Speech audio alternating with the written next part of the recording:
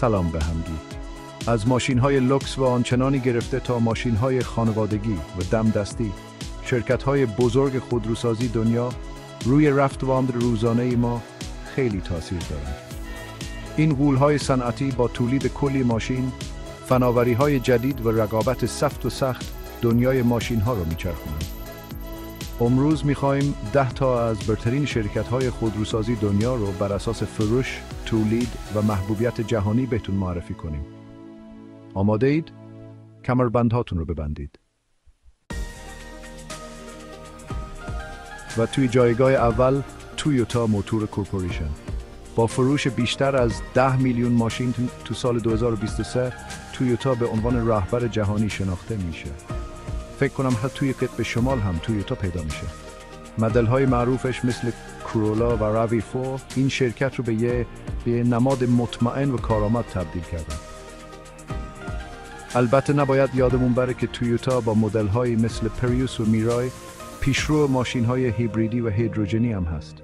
انگار این ژاپنی‌ها از آینده خبر دارن.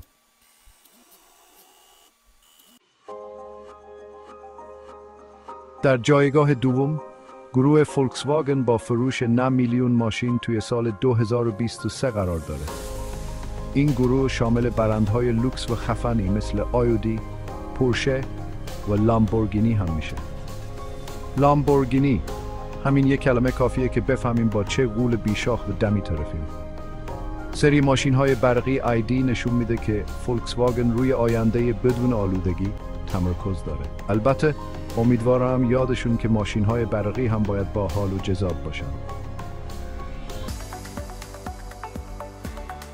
در جایگاه سوم جنرال موتورز قرار داره که تو سال 2023 بیشتر از 6 میلیون ماشین فروخته.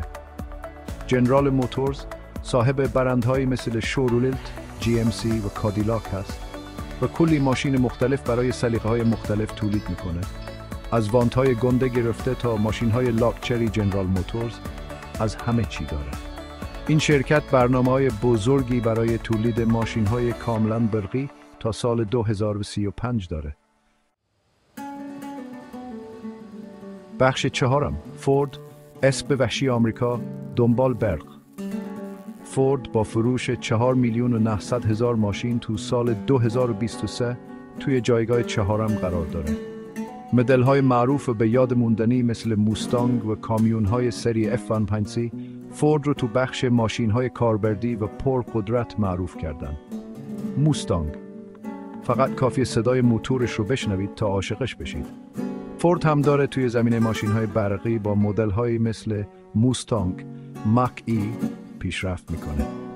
امیدوارم این اسب برقی هم مثل داداش بنزینیش هیجان انگیز باشه. بخش پنجم هوندا، مطمئن و ژاپنی از سیویک تا موتور.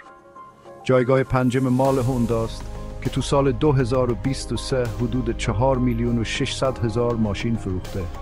هوندا به خاطر ماشین‌های بی دردسر و مطمئنش مثل سیویک و CR-V معروفه. سیویک فکر نکنم ماشینی به اندازه سیویک بتونه اینقدر کار کنه. هوندا یکی از شرکت‌های بزرگ تولید موتورسیکلت هم هست. از موتورهای سری CBR گرفته تا اسکوترهای شهری، هوندا همه رو سوار کرده. بخش ششم هیوندای، موج کره‌ای داره میاد. جایگاه ششم مال هیوندای هست که تو سال 2023 بیشتر از 4,400,000 ماشین فروخته. این شرکت کره‌ای به خاطر ماشین‌های شیک و قیمت مناسبش مثل سوناتا و توسان معروفه. هیوندای نشون داد که ماشین‌های خوب و زیبا نباید حتماً گرون باشن. هیوندای روی فناوری‌های دوستدار محیط زیست مثل ماشین‌های هیدروژنی سرمایه گذاری زیادی کرده. انگار کره‌ها هم میخوان سهمی از آینده داشته باشن. جایگاه هفتم مال نیسان هست که تو سال 2023 حدود 7.5 میلیون ماشین فروخته. از مدل محبوب آلتیما گرفته تا نیسان لیف، یکی از اولین ماشین‌های برقی بازار، نیسان برای هر سلیقه‌ای یه چیزی داره. نیسان نشون داد که میشه هم ماشین‌های معمولی ساخت، هم توی زمینه ماشین‌های برقی پیشرو بود. جایگاه هشتم مال بیامو هست که تو سال 2023 بیشتر از 2.5 میلیون ماشین تو کل دنیا فروخته. این شرکت آلمانی به خاطر ترکیب لاکچری بودن و قدرت بالا معروفه. بیامو همیشه به خاطر ماشین‌های سریع و هیجان انگیزش معروف بوده.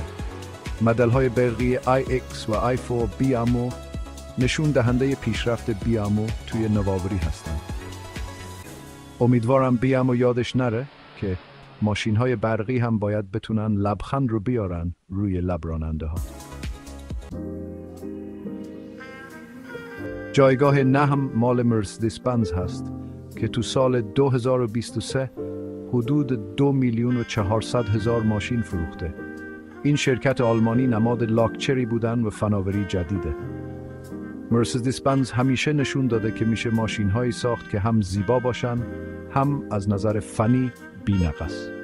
سری EQ مرسدس که ماشین‌های برقی رو شامل میشه، یه آینده پاک رو به ارمغان میاره. توی جایگاه دهم تاتا موتورز قرار داره. این غول خودروسازی هندی تو سال 2023 بیشتر از 1 میلیون ماشین تو کل دنیا فروخته. ماشین‌های تاتا به خاطر مقاومت و قیمت مناسبشون معروفن. تاتا نشون داد که ماشین‌های با کیفیت و قیمت مناسب هم میتونن موفق باشن. این شرکت صاحب برندهای معروف جگوار و لندرور هم هست که به معروفیت جهانی اون اضافه کرده. تاتا با خرید جگوار و لندرور نشون داد که میخواد توی بازار ماشین‌های لاکچری هم حرف‌هایی برای گفتن داشته باشه. این شرکت‌های خودروسازی فقط ماشین نمی‌سازن، بلکه دارن آینده رفت و آمد رو شکل میدن.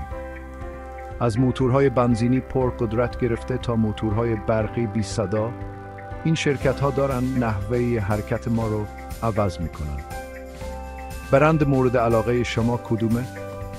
نظراتتون رو با ما به اشتراک بذارید و یادتون نره که این ویدیو رو لایک کنید و کانال ما رو دنبال کنید.